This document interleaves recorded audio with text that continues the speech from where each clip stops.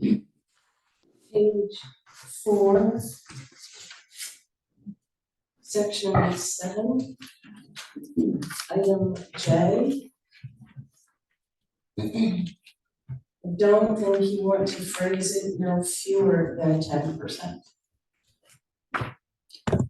So that particular paragraph is required by state law. So by state law, when you have a mooring field, you may have up to 10%. You have to allow for at least 10% of the moorings to be used by non-residents. And so I should note that this ordinance has been vetted by the town's attorney. Don't you want to say no more than 10%? Well, that allows for the possibility that you could have less than 10% depending upon the number of moorings within the field. Okay, and so then my next question is, what's the basis for 10%? The state law But what's that 10% of? of the total mooring. So if you have 10 moorings, at least one of those must be allowed for a non-resident, So that number will fluctuate over time. depending upon the number of moorings within a field. So that you'll be tracking how many out of non-residents based on the total. Yes, all the time. And so the regulation applies to each individual field. So it's not 10% of the total number of moorings within. Let's say we ended up with 5 mooring fields, and let's say that there were 100 moorings within those 5 fields. It wouldn't necessarily be 10 out of those 5 fields. It'd be 10% of each field. So someone's going to be tracking the total overall Based on registration. Yes, based on registration to track. It's unclear what the 10% is of. So of the total number, and yes, that would be tracked as Jim mentioned. There is an annual registration of moorings, and so as part of that, you'll obviously have to provide your residents, and so we'll be able to determine who is a town resident with a mooring and who is not. that phraseology just doesn't make sense to me, but that's no fewer than 10%, just no more than 10%. But anyway, my only other comment is the next page under 9C.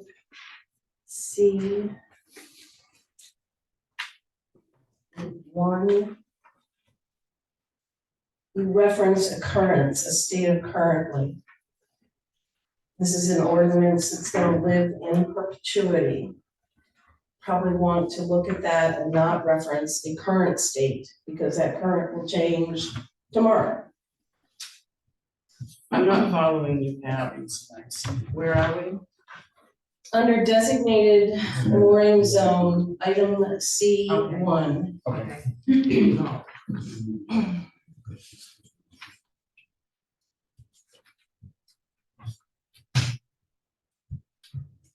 I'm sorry, can you say that again? It references the current state, and it currently is such.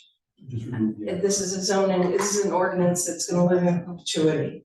I don't think you should reference a current state as part of the ordinance.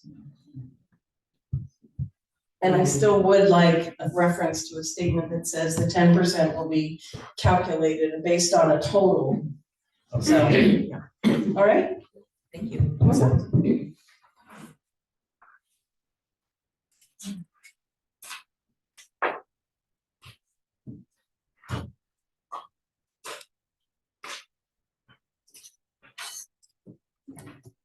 Surely someone else has something to say.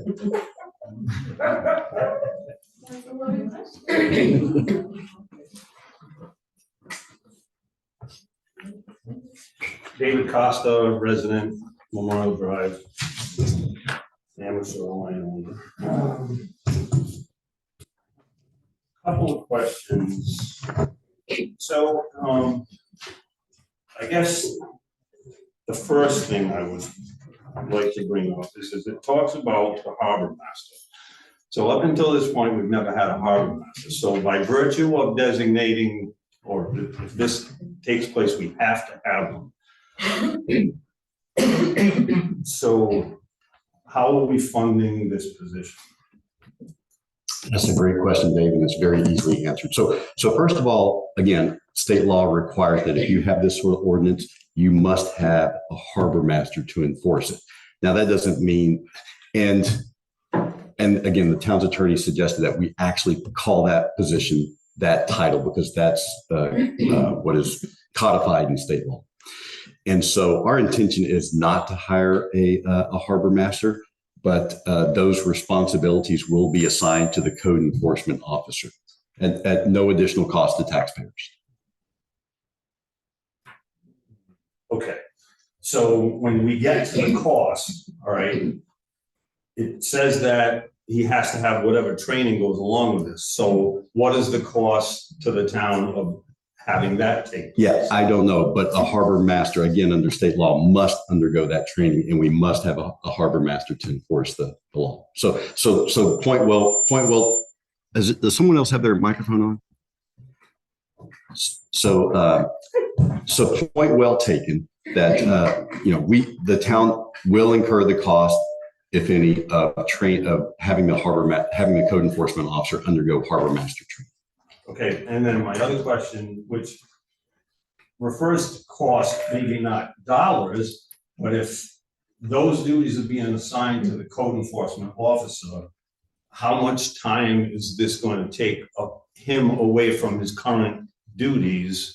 Because then I believe we hired an assistant for him because he couldn't keep up with stuff. And so now we're going to throw more duties at him. So another good question, Dave. So I feel comfortable that we've cleared plenty of bandwidth for the code enforcement officer, because not only do we have an executive assistant who provides administrative support, not only to myself, but to the code enforcement officer, but we've also hired a planner who takes care of all the matters related to the planning board. So now he is able to focus solely on enforcing the code and issuing the permits that statutorily the code enforcement officer can issue. I'll tell you, you may know that I was previously the town manager in Belgrade, and we had a mooring ordinance there. And in the 2 years that I was there, and we had a mooring ordinance, I think the code enforcement officer who served as the harbor master only had to deal with 2 incidents, and it was never anything that warranted more than talking to some property owners about the placement of their moorings. Okay. And that probably will be the case here unless we get a whole bunch more fees. So then that would be my other question. Have you identified other areas within the town and other lakes where there is public access that potentially we could have other mooring fields? To some extent, you folks may want to weigh in on this. Matt, please. No, I can. Dave, I don't think we can say we haven't discussed other areas that could be potentials with our kind of, as we talked about how we would, set up some structure to the applications and the minimizations of some of the things that we want to make sure happen in those. But from this, if I'm understanding your question directly, we haven't looked at any other body of water to say, well, that's the next one or something like that. The basic understanding of how that we're trying to have this put together is that individuals who are going to be looking possibly to put in a public mooring in a location that can meet the standards of the ordinance would have to go through that application process. Yeah. I hope that's helpful. It is, Matt. Thank you very much. And just to add to that, Dave, there are 2 key components of this. There has to be public access down to it. So that means there has to be some sort of public land where you can cross in order to get to the mooring field, and there has to be adequate parking involved. I think it was 1.5 spaces per mooring. So that in and of itself may be a limiting factor on both the number of mooring fields that we have and the locations of those mooring fields. Okay, so this proposed ordinance doesn't address private property or anything. So then my question is there anything that the town has that does address that at all? I mean, I don't think that there is, but I'm asking because I don't know. You are correct. There is not. Okay. Okay, and so then my other question is, in here, in the definitions, it talks about right of ways. But yet nowhere in the ordinance did I see anything about a right of way. So does this address anything with right of ways? Or if people have a right of way, can they go down and put a mooring in or? Well, yes, there's nothing to preclude someone from putting a mooring in if they have deeded access. But this ordinance does not address Okay, that so particular that's- situation. This yeah. is for public mooring fields, not private Okay. or private moorings. Okay. And oh, go ahead, Matt, please. Dave, I will say, to your point of questioning, was contacted by somebody who couldn't be here tonight that kind of raised the same issue. We want to make, and it's good comment that you're asking, we need to make sure that it's very clear that it is. And to your point of the first, I think there's the definition page that Yeah. states that. And, that is the definition, but as Anthony says, the intent of this is Not to address that. right of ways, private property, shorefront owners, any of that. Yeah, and so, and you may be referring to this email. I did want to read this to the group because it did come from a citizen and it does address this issue in particular. It says, I've been following the town's mooring committee's work. As I understand it, the committee decided to create an ordinance to regulate/create mooring fields where there is public access, i.e. public boat landings. However, the committee decided not to disturb main law regarding private moorings. At the committee's November 16, 2023 meeting, the town's attorney did a very nice job describing the state's existing mooring law. That said, it wasn't 100% clear to me, and likely others, from reading the committee's draft ordinance that it is not intended to disturb existing main law on moorings and private property rights. If true, for clarity, it might be worth making a short statement to that effect in any draft ordinance. So I mean, I think that it's fair to say this group's open to that possibility. I got my questions answered. All right. Just a second.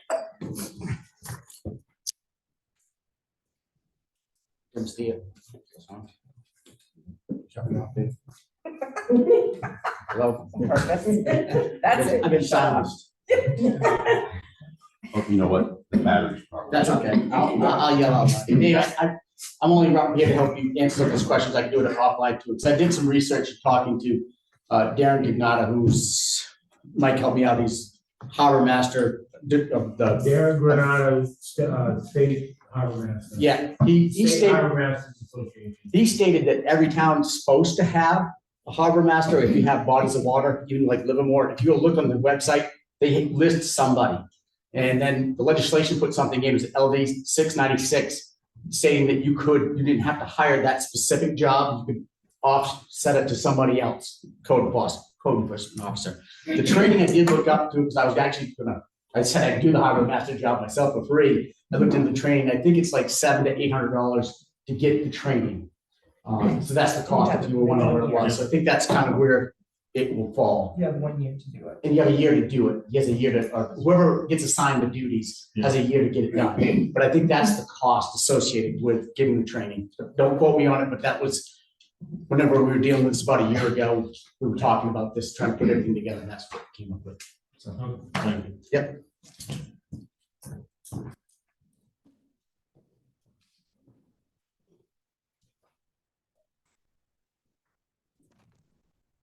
Any other questions or input? Such a hot topic, it's not quiet. I know. It is a refreshing change from a couple of years ago. That's because we're all listening and not talking to each other. Should have been here a few years ago. All right, I'm gonna say this just so. So I think it's important to remember that every body of water, whether you own waterfront or not, is accessible to everyone in the community. I have heard from a few different folks that they pay for waterfront, which I did for many years. But that didn't stop people from putting ice shacks in front of my house or fishing so close to my house that they hooked their line on my clothes rack and took into my clothes. it happens, but that body of water is everyone's right to use. And I found that through this whole process of all of these 6 or 7 years we've been doing it, that somewhere along the line, it's like ownership of that property. You have ownership of the piece of land you bought, but the water is made for everyone. And when we approach it as a community that we are outside and enjoy the outdoors, I think we need to remember that everyone has the right to use that body of water. Just want to make that clear.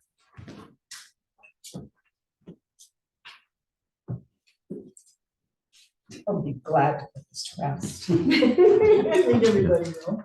And just so the group here understands the process moving forward, the council has made an ironclad promise to either adopt the ordinance fully without any changes as proposed by this group, or to send it to referendum to the voters in November. And of course, November will be a very high turnout because it'll be a presidential election. So those are the two options that the council will be facing. And I would anticipate that we may take something to them certainly no later than July. Can you explain that again? It will go to the council and they will either vote it or they will vote. They will either enact the ordinance as is with no changes, or if they don't feel comfortable doing that, then they're going to send it to the voters to decide. And then of course, it will be just a straight up or down vote of the voters. All right. Well, I'll tell you what, so let's engage in a little conversation here just about a couple of the points that were raised. I forwarded you folks the email that I read aloud earlier today, which is when I received it. So again, this gentleman says, it wasn't 100% clear to me from reading the committee's draft ordinance that it is not intended to disturb existing main law on moorings and private property rights. If true, for clarity, it might be worth making a short statement to that effect in any draft ordinance. Thoughts? Is that a sentence under the purpose? Yeah, I was saying either the purpose section or the applicability section, but I agree, Dwight, it can go purpose or. Well, I can see where we say in the purpose, it talks about to establish regulations on mooring. Yeah. But not specifically reference a mooring field. Yeah. So you can flesh that out possibly. And I was looking at applicability a little bit just because of it starts right out and says this ordinance regulates the creation and use of public non-commercial mooring fields for the purpose. And in there, we could probably clarify too. It says, I think 4 sentences down, the standards are designed to ensure that mooring installations neither impair the health, safety. So mooring installations or mooring fields. Yeah. Yeah. So it's not specific to the mooring installation, but the mooring field. Yeah, I'm good with either one of those sections.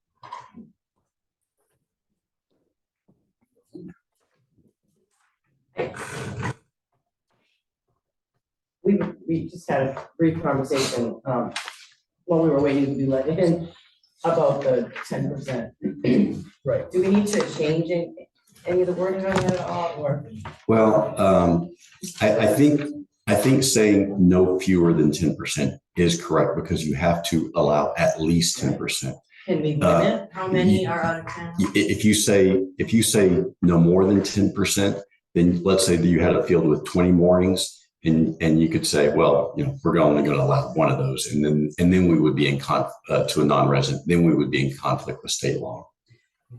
Could that be rectified under 7J? Because changing it from no fewer than 10% may be non-residents, and the phrase no fewer than 10% of the total number of moorings in the mooring field. Of moorings within a field. I don't think you're ever gonna get. I guess what I heard from Pat, the concern is that it doesn't limit how many non-residents can have moorings there. I don't know if it's gonna be a problem because I think the majority of people who have moorings there are residents, but I don't know if you've got a larger mooring field. I don't know. Yeah, and so I think, the way I think about that is that you might have someone who lives in Wayne or Reedfield, or Manchester, one of our neighboring communities. And it doesn't necessarily have to be someone from, away or from, a different county or whatever. It could just be someone who lives in a neighboring town who wants to have a boat in the water. Or it could be someone who, like me, which I'm probably never gonna want a mooring because I'm getting too old to be climbing around like that, but, who has property on an island, who isn't a resident, but is a taxpayer, it would allow them to be that non-resident, right? Yes. Keep in mind too, they have to pass through the application process and approval from the town council as well before, so if it was deemed that the application was in and that proves that it greatly exceeds the amount of non-resident moorings, then the chance would be that it would be denied. Right. That's a good point. And that's a good point to raise for this group too, Mike, is that when we receive an application for a mooring field, it will be the town council that will make the decision whether or not to create the mooring field or deny the application for a mooring field.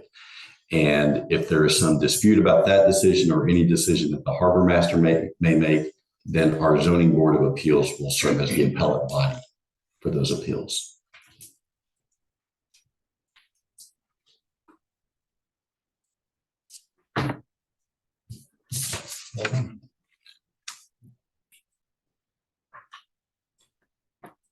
Right.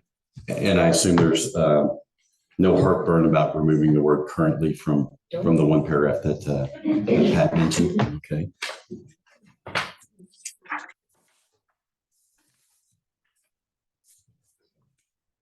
All right.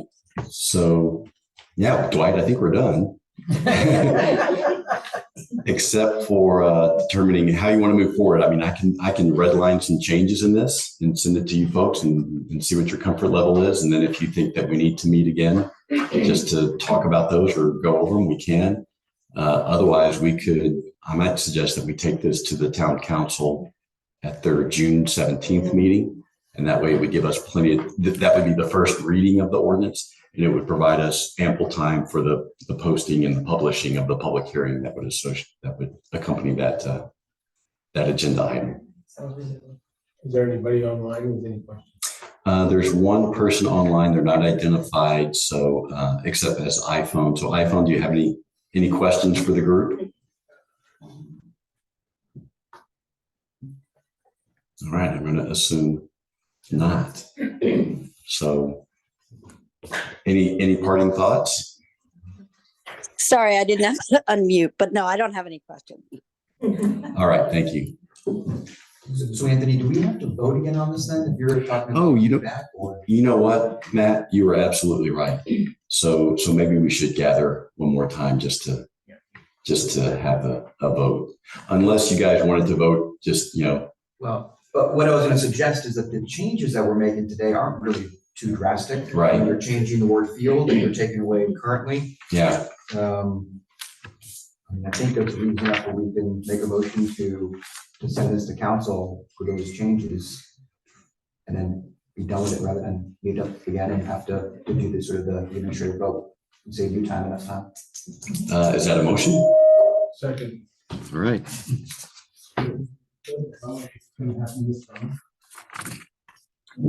That's going to be completely, and so the question was for anyone who didn't hear that, is this going to happen this summer? That will be completely up to the council if they decide to adopt it. Well, what would happen is we would have a first reading, and assuming that that the council wanted to adopt it as is, there would be a second reading at the subsequent town council meeting. And assuming that they adopted it then as is, then the ordinance would take effect 30 days after. So at that point, you're probably looking at, maybe 1st of September or so. So, but if it goes to referendum, that won't happen until November, and then it would not be in effect until next spring and summer. A good question. So can we put one in that? Morning, let's say, with warranty of candidates. There's no prohibition against that at the moment. Yes, sir. Take it off record. Well, I have a 28-foot. It's like a 3-foot trailer. 20 trucks, it's like. I can't actually pull it. All right. So we have a motion and a second on the floor. Is there any further discussion? All right. All in favor indicate by raising your hand. All opposed, motion passes unanimously. So with that, we do have two other quick items of business. Consideration of the minutes of the May 7th, 2024 Warrant Committee meeting. I don't recall if I sent those out, but it was just the motions that we made at the last meeting. So, Matt? Second. All right, all in favor? All right. Motion passes, and then there's I'll entertain a motion to adjourn. Motion to adjourn.